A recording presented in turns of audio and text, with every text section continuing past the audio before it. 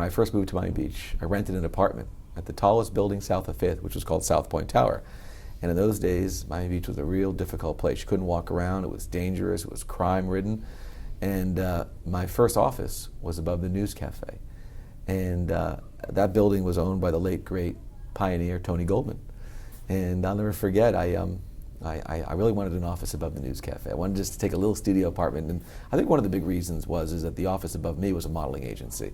And I just thought it would be a great place to have an office. So I remember sitting with Tony and having a negotiation. And Tony wanted $550 a month, and I said, Tony, I can only afford $450 a month.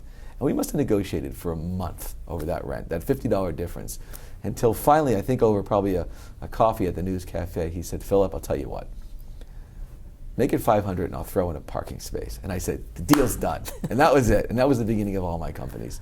And that was an example of the kind of things that happened on Miami Beach. And those were the days when Tony's great vision was taking effect on Miami Beach. And everyone was starting to build these new companies. And of course, at the time, the News Cafe was just a little cafe with 2 tables, and the owner chef, Mark Soika, used to walk around with bare feet. I used to call him my corporate chef when he'd bring up my corned beef sandwich up to my office. And it was a unique time. And it was a time when it was the rebirth of Miami Beach. Did you spend much time with Tony Goldman? Yes, a lot of time. Tell us about him as a man, as a person. Well, he was such an optimistic, uplifting, warm person who his greatest ability, I think, was recognizing ability. And he would see things, understand things before they would happen.